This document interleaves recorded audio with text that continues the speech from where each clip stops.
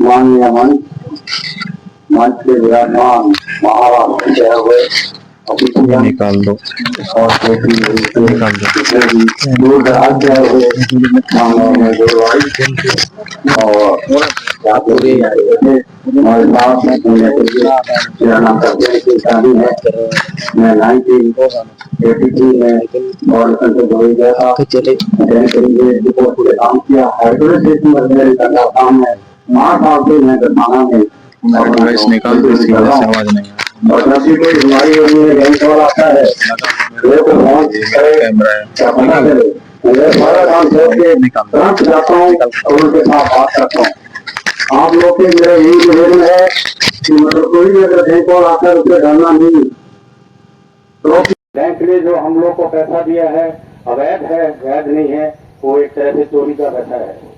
तो आप लोग को ये अनुरोध करता हूँ कि आप डट के मुकाबला करें, उसको पूछें कि आपका डीआरए लाइसेंस है, कोई सर्विस लेटर है, हमारे घर पे आने का विजिट लेटर है, कोई आरबीआई का भी लेटर है, कुछ नहीं होता उनके पास। खाली हम लोग उनसे डर रहे हैं कि यार ये बैंक वाला आ गया पैसे देने भी क्या करेंगे। कुछ नहीं करना, हौसला रखो, उनको बराबर यही जवाब दो, डट के मुकाबला करो, कुछ नहीं कर सकते। मेरे घर में 2 ही बार अभी तक आए, मैंने 2 लोन लिए। दूसरी बार ना तो कोई नोटिस आया, ना फोन आया, ना कोई बैंक वाला आया। पहले दिन मैंने उसको बोला उसका कुछ लाइसेंस नहीं, मेरे घर के अंदर कैसे घुस गया। अब आए तो मेरे को डीएलए का लाइसेंस दिखाओ, परमिशन लेटर दिखाओ, कुछ नहीं है। एक उनके साथ था, वो भी एक गुंडा टाइप का, बोला मैं एडवोकेट हूँ। मैंने कहा मैं भी एडवोकेट हूँ, बोलो कैसे आए आप अंदर, कौन सी धारा के तहत मेरे घर के अंदर घुस गया आप। उसके बाद कोई जवाब नहीं था। उसके बाद मैंने बहस की, थोड़ी देर में मतलब मेरा बेटा आ गया। बेटे को बोला बंदूक उठा के लाओ भाई, इन कॉपी में सबक सिखाता हूँ। 2 सेकंड के अंदर अंदर दुकान से निकले, गाड़ी भाग गए। मैं रुको यार किस्त लेके जाना, तो इनका कोई ठिकाना नहीं है, पैर नहीं है, ना इनके पास कोई कानून है। इसका मतलब ये आरबीआई की गाइडलाइन है, कोई भी किसी जबरदस्ती किस्त नहीं ले सकता। बैंक से कर्जा लेना कोई गुनाह नहीं है, क्राइम नहीं है, और अगर नहीं भरा जाता मजबूरी में, वो भी कोई गुनाह नहीं है। इसका मतलब ये है हम लोग को सजा नहीं हो सकती जब तक कोई गुनाह नहीं करेंगे। तो सिविल केस है, कितना भी लंबा चलेगा, 20 साल भी चल सकता है, 50 साल भी चल सकता है। तो पैसा जबरदस्ती नहीं ले सकते। तो आप लोगों से मेरी अपील है, हाथ जोड़ के बेनती है, कोई जबरदस्ती नहीं है। किस्त नहीं बनती तो अपने घर का गुजारा करो, किस्त भरने की कोई भी जरूरत नहीं है। हम लोग का बैंक कोई भी कुछ नहीं कर सकता, ये मेरा एक्सपीरियंस है। कम से कम 4-5 साल से इनके पीछे लगा हूं मैं, कुछ नहीं। अभी मेरी गाड़ी की 14 किस्तें ड्यू हो गई है। गाड़ी रास्ते में पकड़ने की कोशिश करते हैं, हम लोग भगा लेते हैं। डंडे अंदर है, आ जाओ भाई, डंडे खाने तो डंडे खा लो। मतलब कोई भी ऐसा संविधान नहीं उनके पास है कि जबरदस्ती को पुलिस रिपोर्ट कर दे। ना ही पुलिस को आपकी गाड़ी को रोक सकती है, ना किसी घर जबरदस्ती नीलाम कर सकती है। हम लोग अगर एक रहेंगे तो हम लोग का बैंक कुछ भी नहीं बिगाड़ सकती। यही भाई लोगों, इसी तरीके से चलना है। आप एक आदमी, मैं अकेला रहता हूँ, किसी को नहीं बुलाता मेरे काम के लिए, मैं खुद ही शॉपिंग करता हूँ। 10 आदमी बैंक के आ जाए, 50 आ जाए, लेकिन मेरे पास अभी तक 2 ही बार आए हैं, उसके बाद तक कोई नहीं आया, ना कोई नोटिस दे रहे हैं, ना कोई फोन कर रहे हैं। तो मेरी आपसे यह अपील है, आप लोग खुद ही मुकाबला करो, कोई बंदे इकट्ठे करने की जरूरत नहीं है। जय हिंद, जय भारत।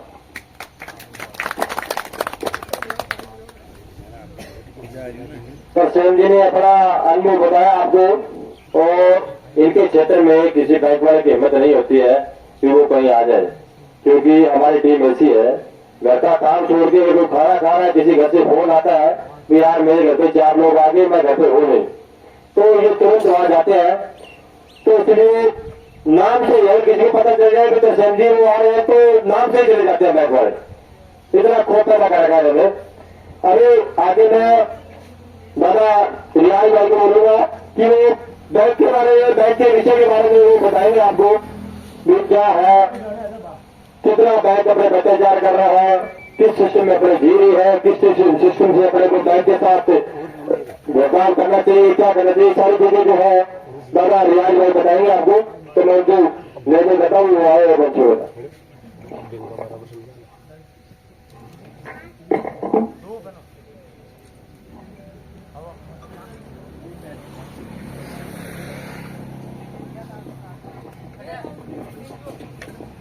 यहाँ पर जो हमारे साथियों ने आयोजन किया है, आयोजन का मकसद ये है कि हम यहाँ के गांवों के लोगों के साथ में चर्चा कर सके, उनके समस्याओं का समाधान करने के लिए हमें यहाँ पे आमंत्रित किया गया। बहुत से ऐसे कुछ चीजें हैं जो आम जनता को पता नहीं, इसके ऊपर हम 5 सालों से मतलब हम निकल पड़े समाज के हित के लिए। तो ऐसी भारत का जो चल रहा था, कुछ लोगों ने सुना था, हमें फोन भी आए कि ऐसी भारत सरकार क्या है, कर्ज मुक्ति अभियान क्या है, और बाकी तरह तरह के संगठन भी इसके ऊपर काम कर रहे हैं। तो लोग कर्जे के दलदल में फंसे हैं, उनको पता ही नहीं कि हमें इसमें से निकलना कैसे है। कर्जा लेना भी, जैसा मैंने पाजी ने बताया कि कर्जा लेना कोई गुनाह नहीं है, तो वाकई में कर्जा लेना कोई गुनाह नहीं है। कोई हम क्राइम नहीं करते हैं, ना हम किसी को धमकी देते हैं, ना किसी। यहाँ पे तो उल्टा हुआ है, कर्जा लेकर हम लोग फंस जाते हैं और उनकी धमकियां हमें मिलती है। हमारे माँ बहनों को छेड़ा जाता है, गंदी गंदी अल्फाजों में बात किया जाता है। तो हमारे अधिकार क्या होने चाहिए और बैंकों के अधिकारियों और कर्मचारियों से हमें कैसी बात करना चाहिए, इसका अगर हमें ज्ञान होगा तो ही हम कुछ कर पाएंगे। नहीं तो आत्महत्या जैसी जो समस्या है, किसान लोगों ने आत्महत्या की है, और बहुत से अभी जयपुर साइड में भी फैमिली परिवार था जो मियाँ हस्बैंड वाइफ थे, उन्होंने भी अपने बच्चों के साथ में सुसाइड किया। इसी कर्जे के कारण बहुत से लोगों की जान गई है। समझ में नहीं आ रहा है कि इसमें से निकले कैसा जाए। मैं आपको बता दूं कि ये जो करेंसी या ये जो पैसा या ये जो लोन हमें दिया जा रहा है, ये डिजिटली ये पैसा क्रिएट किया जा रहा है, हवा में पैसा बनाया जा रहा है। उसके बारे में मैं आज आपको थोड़ा सा मैं इसकी जानकारी दूंगा। जनता सरकार मोर्चा से यहाँ पे कितने लोग जुड़े, तो मतलब आपको तो लगभग पता ही है कि रुपए का इतिहास क्या है, नई बात तो है नहीं। और ये सच में यही बात है कि हमारे साथ में बहुत बड़ा धोखा हुआ है, हमारे पूरे भारतवर्ष के साथ में बहुत बड़ा धोखा आज की सत्ताधारियों ने किया है। इस सरकार की गलत नीतियों के कारण उसके शिकार हम लोग बन गए। तो अभी मैं रुपए के इतिहास पे नहीं जाता हूँ, बस मैं यही बोलूंगा कि जो हमें कागजी एविडेंस चाहिए था वो है ऐसी भारत सरकार के श्री केसरी कुंवर सिंह दादाजी ने जो बताया है आदिम जाति आदिवासियों के लिए। अच्छा, आदिम जाति आदिवासी का मतलब ये है कि आदि अनादि काल से यहाँ पे जो वास कर रहा है उसी को आदिवासी कहा जाता है, मगर यहाँ पे लोगों ने उसकी व्याख्या कुछ अलग बना दी है। आदिवासी का मतलब होता है जंगली, जंगल में रहने वाला। ऐसी सोच हम लोगों को दिमाग में डाली गई है, जबकि ऐसा है नहीं। आदिवासी मतलब आदि अनादि काल से यहाँ पे वास करने वाला मूल वस्तु, वही असली देश का मालिक है। ये सुप्रीम कोर्ट भी कह रहा है। तो सुप्रीम कोर्ट के जजमेंट के लिए हम लोग बात करें, संविधान हमें वो अधिकार दे रहा है, वो हमें पावर दे रहा है, उसी संविधान को हम मानते हुए अपनी बात को आगे रखते हैं। मगर आज की जो सत्ताधारी सरकार है वो संविधान बदलने की बात कर रही है, मगर संविधान डायरेक्टली नहीं बदला जा सकता। इसके लिए लोग नए नए कानून लेके आ रहे हैं, नए नए कानूनों के तहत हमें गुलाम बनाने का षड्यंत्र ये लोग कर रहे हैं। जैसे कि महामारी लेके आए हो कोरोना टाइम से, कोरोना महामारी एक झूठी बीमारी हमारे बीच में लाई गई, फिर उसको बुझाने के लिए या उसको मिटाने के लिए वैक्सीनेशन का खेल चलाया गया। आज आप सब लोगों को पता है कि वैक्सीन के जरिए से कितने लोगों की मौत हो रही है और क्या क्या बीमारियां हो रही है, ये सब लोग जानते हैं, नई बात नहीं है। तो मेरा बताने का मकसद ये है कि कल तक हम जो लड़ाई लड़ रहे हैं और आज भी लड़ रहे हैं और आगे भी लड़ेंगे, हमें जानना जरूरी है कि हमारे पास वाकई में क्या है और क्या समाधान हो सकता है। तो गुजरात लैंड रेवेन्यू रूल 1972 ये इसका सबसे बड़ा प्रमाण है, जो सरकारी प्रिंटिंग प्रेस में छपा हुआ ये बुक। इसके अंदर लिखा गया है कि भारतवर्ष 99 वर्ष के लिए किराए पे मतलब लीज पे लिया गया था, जिसका लीज पट्टा 1969 में खत्म हो चुका है। उसके साथ साथ जितना भी ब्रिटिश कालीन तंत्र था, जो उनकी व्यवस्था थी, वो 1969 में ही खत्म हो चुकी है। पुलिस, कोर्ट, कचहरी, एमएलए, एमपी, जो यहाँ के हमारे जो कानून व्यवस्था चल रही है, ये 1969 में ही खत्म हो चुकी है। तो ये हमें समझना बहुत जरूरी है। जब तक हम समझेंगे नहीं बात कर नहीं सकते। तो समझना पर हमारे लिए बहुत बड़ा और बहुत जरूरी है। 1969 में अगर ये सब चीज खत्म हो चुका है, जुडिशियल पावर ही खत्म हुआ है, तो अभी हम पे जुडिशियल पावर इस्तेमाल करके हमें झूठे मुकदमे में फंसाया जा रहा है। बैंक एक तरफ से सरफेसी कानून लेकर ले आके हमारे घर, दुकान, मकान, गाड़ी, ट्रैक्टर ये सब जब्त करने की कोशिश करती है। दूसरी तरफ हमारे पे कोर्ट केस करती है, मर्डर का केस लगा करके, चेक बाउंसिंग केस करके, धोखाधड़ी का केस करके हमें फंसाने की कोशिश करती है। इन सब से बचने के लिए ये बुक आपको समझना पड़ेगा। एसी भारत सरकार ने मतलब क्या कर रहा है, लैंड रेवेन्यू रूल क्या कह रहा है, बॉम्बे ट्रेजरी रूल्स क्या कहता है, ये सारी चीजें हमको पर्सनली व्यक्तिगत रूप से आपको वो चीजें समझना पड़ेगी। कर्जा लिया है आप लोगों ने, बैंक आपसे सवाल करेगी, जवाब आपको देना है, प्रताड़ित आपको करनी है, प्रशासन आपको पूछेगा। तो हम एक आपकी ताकत बन के आपके पीछे रहेंगे। जहां जहां आपको कम गिरेगा, जहां आपको नहीं समझ में आ रहा है, जहां कोई पेपर वर्क करना है, कोई डॉक्यूमेंट बनाना है, उसके लिए हमारी टीम यहाँ पे भी है। राजकुमार भाई हमारे जो क्या सोहित जी है हमारे, आप इन लोगों से संपर्क कर सकते हैं, वो आपकी मदद करेंगे। मगर मदद ऐसे नहीं कि आपने उनको फोन किया तो वो आपके लिए तुरंत आपके लिए हाजिर होंगे, ऐसा भी नहीं है। आपको अपने साथ में, जैसा जनता सरकार मोर्चा तो लोग जानते हैं, बताने की कुछ जरूरत नहीं है, वो फिर से बातें दोहराई जाएगी। हर एक व्यक्ति ने अपने लिए अपना एक ताकत खड़ी करनी है, कि चाहे वो 5 लोग हो या 50 लोग हो। इसी तरह से हम असल में भारत को आजाद कर पाएंगे। अगर नहीं तो हम इसी तरह चलते रहेंगे और ये लोग हमारे पे झूठे मुकदमे डालते रहेंगे, किसी न किसी केसेस में हमें फंसाते रहेंगे। इसके लिए हमें पूरी तरह से संगठित होना पड़ेगा, समझना पड़ेगा कि क्या कानून व्यवस्था अभी चल रही है और पहले क्या थी। ब्रिटिश सरकार के जमाने के कानून आज भी हम पे लागू किए जा रहे हैं। जब हम कोई नोटिस कोर्ट को दे रहे कि भाई आपको हमने जो नोटिस दिया इसका खुलासा करिए, इस खुलासे में आपको बताना पड़ेगा कि जो ये तंत्र चलाया जा रहा है, जो जुडिशियल पावर इस्तेमाल हो रही है, इसका खुलासा करें। इसका आपके पास कोई दस्तावेज नहीं है, जो हमारे पास में है वो उनके पास नहीं है। इस वजह से कोर्ट में भी केसेस काफी अभी जैसा पाजी ने बताया कि 10 साल भी लग सकता है, 20 साल भी लग सकता है, क्योंकि केसेस वहां जाने के बाद में, इसी भारत सरकार से नोटिस जाने के बाद में वहां पे कुछ भी कार्रवाई नहीं हो रही, जगह पे रोकी जा रही है। वो लोग, उन्हें समझ में नहीं आ रहा है कि क्या हो रहा है, इसमें होगा क्या। जितने ज्यादा से ज्यादा लोग जागरूक होंगे तभी ये आरबीआई रॉकफेलर कंपनी यहाँ से बंद हो सकती है। हमारी कोशिश ये होनी चाहिए कि आरबीआई को भारत से ही हद पार किया जाए और हमारी स्वतंत्र करेंसी मुद्रा हमारी भारत में चलाई जाए, जो हमारे सुभाष चंद्र बोस ने की थी। आजाद हिंद रुपया उन्होंने निकाला था, वही हमें फिर से करना पड़ेगा। मगर जिन लोगों ने आवाज उठाए थे उन लोगों को दबाने की कोशिश की जा रही है। इसके लिए कहीं ना कहीं हमें 5, 10, 25, 50 जितने लोग होंगे गांव कोने में जाके हम थोड़ा थोड़ा सा सब लोगों को बता रहे, बूंद बूंद से सागर बनता है, यही हमारी कोशिश है।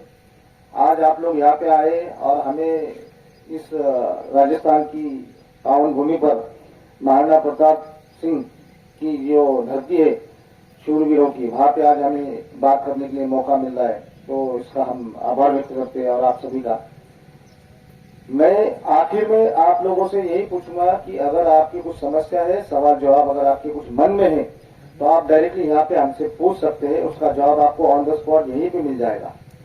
ये नहीं कि आप हमको बाद में अकेले मिले या फोन करें। जिस किसी भी भाई की समस्या हो तो आप हमसे पूछ सकते हैं, हम उसके बारे में आपको जवाब दे देंगे। बाकी हमारे दादा सर्वेंद्र है, वो आपको इसी बात के बारे में बताएंगे। कर्जे के ताल्लुक से कुछ भी अगर समस्या है तो आप हमसे संपर्क कर सकते हैं। धन्यवाद। जय हिंद, जय भारत।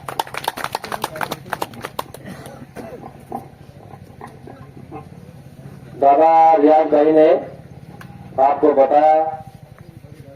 इसके साथ साथ मैं आपको बता दूं कि कर्ज के दिल में तो सभी फंसे हुए हैं और कुछ लोग ऐसे भी हैं जो कानून कार्यवाही करने के लिए पर्याप्त पैसा भी नहीं जुटा पा रहे। उसके लिए भी हमने एक ऐसा सिस्टम बना रखा है, एसपीएफ के नाम से, सहज फाउंडेशन के नाम से एक कोर कमेटी है जो इसी के अपने ऐसी भारत सरकार के साथ काम कर रही है। उसमें क्या है, एक छोटी सी थोड़ी से 300 रुपए सहयोग राशि से, जैसे अपने 50 लोगों का ग्रुप बना है, उनके भी जो डायरेक्टर है वो यहाँ आए हुए हैं, उनको मैं बोलूंगा प्रत्यक्ष मारी आए और 10 मिनट वो बताए। मात्र 300 रुपए से एक छोटी सी सहयोग राशि थी, वो ही एक दूसरे की सिस्टम में। तो आने वाले टाइम में या जब 50 लोग आपके नीचे हो जाएंगे तो फिर भी ऐसे जो आदमी है जो गरीब रेखा से नीचे है, जो ये कानूनी कार्रवाई करने के लिए पैसे नहीं जुटा पा रहे हैं, तो उनका सहयोग उसी फाउंडेशन से किया जाएगा। तो उसके बारे में आपको प्रॉपर तरीके से राजेंद्र जी या फिर प्रदीप मार दिया है और वो थोड़ा इनको जानकारी दे। राम राम सभी को। तो भाइयों, जो भी मेरे बड़े भाई आपके सामने अपना विषय रखा था और ये बहुत ही देश के लिए अच्छा कार्य कर रहे हैं। राजकुमार जी से मैं भी मिला, ये मेरे मित्र है, पर इस विषय पे मैंने फेसबुक की बहुत सारी चीजें देखी और इनसे मैं मिला तो मैंने इनसे पूछा कि राजकुमार जी आजकल आप ये क्या कार्य कर रहे हो। तो इन्होंने बताया, मेरे को बहुत अच्छा लगा कि देश के लिए जो ये सेवा कर रहे हैं कि जो लोग कर्ज के अंदर है, बैंकों के द्वारा हैं, अपने घर सीज हो रखे हैं, उनको लोगों को मुक्त करवा रहे हैं, उससे अपने घर वापसी करवा रहे हैं और बैंकों के जो लोन है वो माफ करवा रहे हैं। वो उनकी प्रोसेसिंग है, उससे अपने को चलना रहेगा। मुझे भी अच्छा लगा। फिर मैंने हमारे पास जो एक प्रोजेक्ट था, मैंने इनको बताया कि राजकुमार जी इस प्रकार से हम भी एक एनजीओ की संस्था चला रहे हैं, जिसका भाई साहब ने नाम बताया था मुकेश जी ने कि SPF सहज प्रयास फाउंडेशन। इसके अंदर क्या है कि ज्यादा अमीर लोग, मिडिल क्लास लोग आराम से काम कर सकते हैं, जो कि अपन जैसे सब लोग है आराम से काम किसमें करेंगे कि 301 रुपए से अपने को क्या है इसकी शुरुआत करनी है। 101 से इसका रजिस्ट्रेशन होगा और 200 रुपए की अपने को हेल्प करनी है। कैसे? एक दूसरे की हेल्प से अपने 30-50 लोगों का जो ग्रुप बनेगा, उस ग्रुप से अपने को एक अच्छी अर्निंग होने लग जाएगी। शुरुआती तौर पे बात करूँ तो 15-20 हजार रुपए अपने घर खर्चा स्टार्टिंग हो जाएगा और ये ग्रुप जैसे ही अपना बढ़ता जाएगा, इस ग्रुप के अंदर एक अपनी अच्छी अर्निंग होगी, जिसके अंदर मैं बात कर सकता हूँ आंकड़ा अपने सोच नहीं सकते, उसके ऊपर भी जाएगा। और बेसिक बात करें 70-80 लाख रुपए तक की इनकम अपन 50 से 70-80 लोगों के अंदर भी कर सकते हैं। वो अपने के अंदर होना चाहिए, तो अपने अंदर जज्बा होना चाहिए पैसा कमाने का। और बाकी इसके बारे में अधिक आपको राजकुमार जी साहब में बताएंगे। मैंने आपको इतना बेसिक बताया कि सब लोगों के साथ में मिलकर ग्रुप में एक दूसरे के साथ काम करेंगे तो 50,000 से लेकर लाख रुपए तक की अपन इनकम कर सकते हैं। और शुरुआती दौर में 15 से 20 हजार रुपए मात्र 5 से 10 दिनों के अंदर भी अपन इसकी शुरुआत कर सकते हैं। 15,000 रुपए अपने महीने के अंदर अंदर भी आने स्टार्ट हो जाएंगे। बस करना है तो इस काम को करना है, उसके लिए हम आपको पर्सनली बैठ के समझा देंगे, क्योंकि ये चीज कुछ मोबाइल के अंदर भी समझाइए, क्योंकि सारा मोबाइल का काम रहेगा। बेसिक बताने में आपको थोड़ा कम समझ आएगा और बाकी राजकुमार जी आपको इसके बारे में थोड़ा बताएंगे। जिस किसी भाई को भी इस सहज प्रयास फाउंडेशन में जुड़ना हो तो वो आपको पर्सनली समझ देंगे। लास्ट में जब अपनी मीटिंग खत्म हो जाएगी, एक एक प्रैक्टिकल करके देखना, मोबाइल में समझाएंगे, सारी चीजें करेंगे, तो इससे काफी लोगों को राहत मिलने वाली है। अब इसी के साथ साथ मैं आपको आगे दादा सुरेंद्र भाई से निवेदन करता हूं कि वो आए और थोड़ा ऐसी भारत सरकार क्या है इसके बारे में बताए। और ज्यादातर क्या होता है कि अगर गांव में जाके किसी को बोले भी हमने ऐसी भारत सरकार का आवेदन तैयार किया है, तो लोगों के दिमाग में ऐसी भावना फिट कर रखी है कि ये कोई नया जीवन लेके आए हो क्या, या कोई नया फंडा स्टार्ट किया आपने कोई 2 रुपए कमाने का। तो सबसे पहले तो मैं ये बता दूं आपको, ये जो सरकार